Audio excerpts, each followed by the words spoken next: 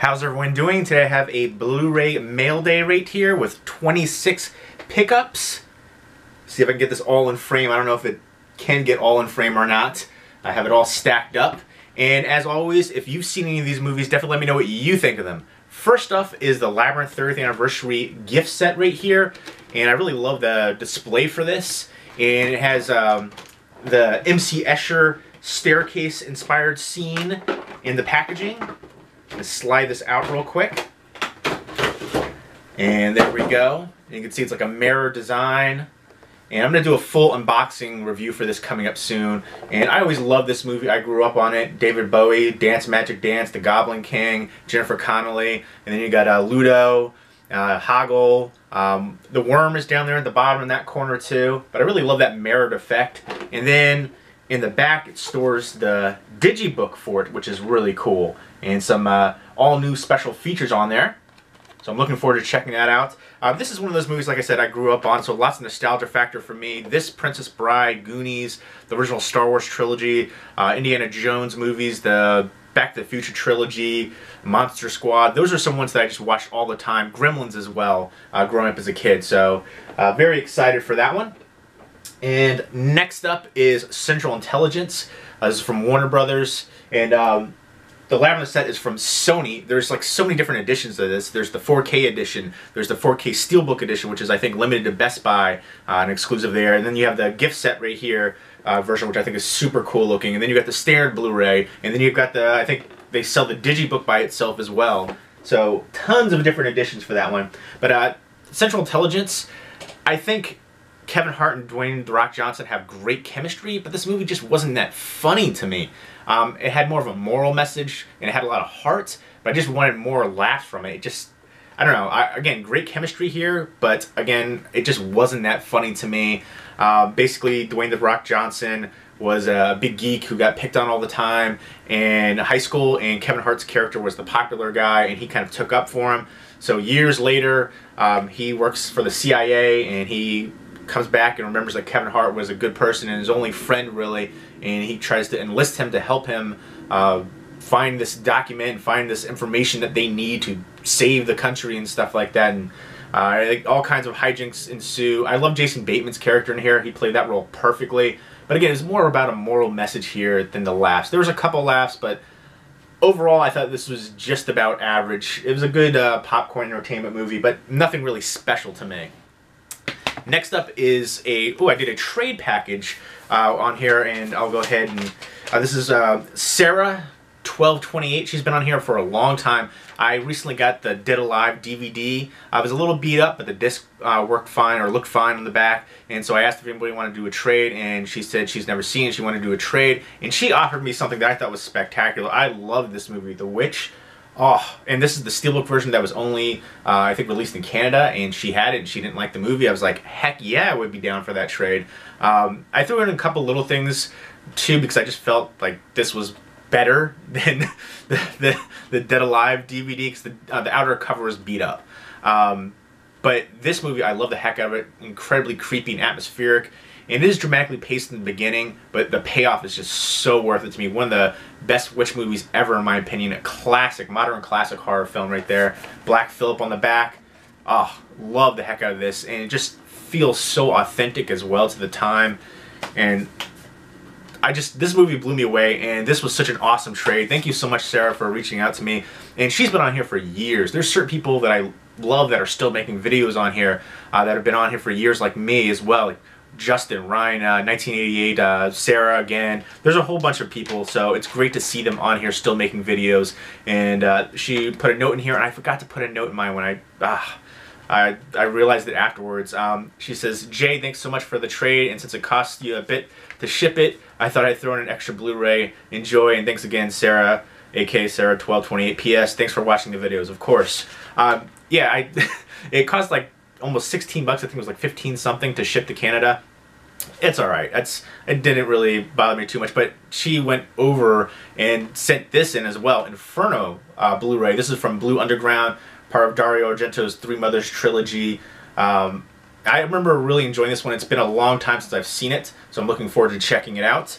again, and that is super awesome. I think this might be out of print as well, so that's also very cool to me. But thank you so much, and I hope you love Dead Alive. I can't believe you haven't seen it before. It's, to me, one of the most rewatchable horror movies of all time. All-time classic, just great horror, comedy, gore, all over the place. Fantastic, and I hope you enjoy it as much as I do. And thank you again for that trade. Definitely go check out her channel. I'll put a link down below to Sarah's channel. Next up from Paramount right here is the Teenage Mutant Ninja Turtles Out of the Shadow. It includes the masks. I saw a Durant Cinema did a video, an Out and About one, which was hilarious. Definitely check that out. It's probably one of my favorite Blu-ray hunting videos ever I've seen anybody do on here. So check out his channel as well. But this movie was very entertaining. I love that you saw Krang, and I love you know, Bebop and Rocksteady. And for me, one of the things I really appreciated about it was just the characters themselves were a great representation of the Turtles that I grew up watching as a kid. And so I really appreciated that. And also, I like the fact that the CG was so well done. Like, you forget you're interacting with, you know, CG characters. So I thought it was a great popcorn entertainment movie. Nothing mind-blowing, but I would give it probably like a 7.5. I was one of those ones that I was like debating about keeping it in the collection, but I think it is a good entertainment movie you can just pop on, and I liked it way better than the first one. Next up is Warcraft. This one I was really digging up until the end. I wanted so much more for the end, and it didn't even feel like a standalone movie. It's one of those ones that kind of leads you on for the next one in the franchise here. This is the 4K Blu-ray Digital HD Combo Pack. This is from Universal. I like the casting choices, and I love the CG effects in here too. I thought they worked really well. There were some editing issues towards the end of the movie. It felt like some things were cut out for maybe time constraints, but again, one of the things I just didn't like was the fact that it felt like, you know, they were leading up for the next movie, and I hate when movies do that. I want a standalone movie, add something else onto it. But a great fantasy movie, and I think this was actually, this exceeded my expectations. If you like movies like Lord of the Rings, I think you'll appreciate that. I think that was obviously inspired. Warcraft was inspired by that a bit. So a good fantasy action movie. Again, the ogres are coming to basically take over Earth. And kind of similar to this, Shredder escapes and enlists Bebop and Rocksteady, and, you know, Krang comes out and they have to stop it all, and, you know, so very kind of similar invasion-esque type of movies. And then Walmart has the Universal Monsters glow-in-the-dark slipcovers. It's impossible to find them all. I've only been able to find a few of them, and to find them not damaged. I found Frankenstein damaged, Dracula was damaged, Phantom of the Opera was damaged. So I went to a couple different ones.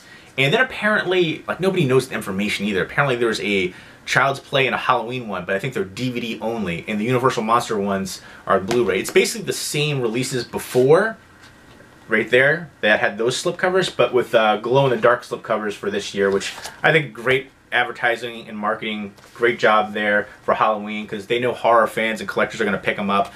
I picked up the classics right there, Boris Karloff and the Mummy, Lon Chaney Jr. and Wolfman, and then The Bride of Frankenstein, and with Boris Karloff again. But let me know what your favorite Universal monster movie is, and I'm looking for the rest of these ones because I love those. As a collector, as a horror fan, that's just right up my alley, and those are the classics right there. Next up is the 50th anniversary edition for It's the Great Pumpkin Charlie Brown. This actually included a digital copy in here too.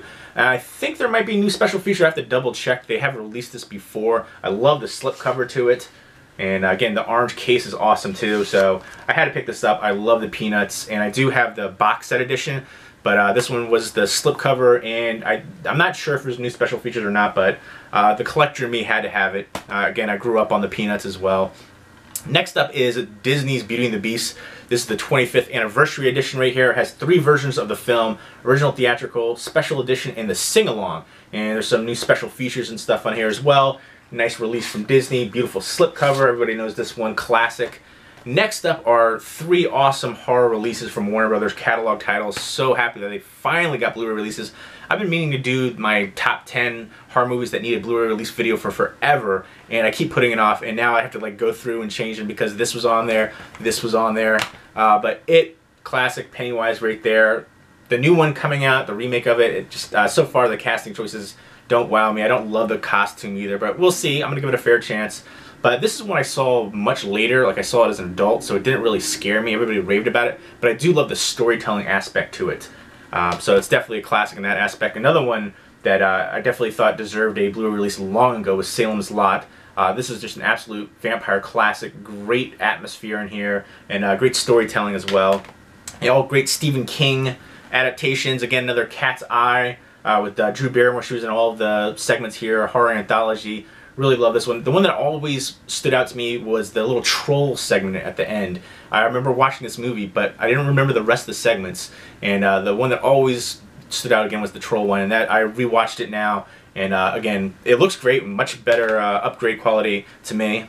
And so this one is definitely one I'd recommend. The first two segments aren't really hard. The third one is the only one that's really hard to me. It's almost like a black comedy in certain elements. But next up are 3 copies of the Neon Demon, and this right here is going to be, this is from Broad Green Pictures, and so I'll be doing a giveaway for this once I view it and review it, and this is from Nicholas Winding Refn, so I'm expecting long tracking shots, crazy lighting, you know, just, you know, what to expect with Nicholas Winding Refn. I have heard a lot of good things about it, though. That it looked trippy as heck from the trailer.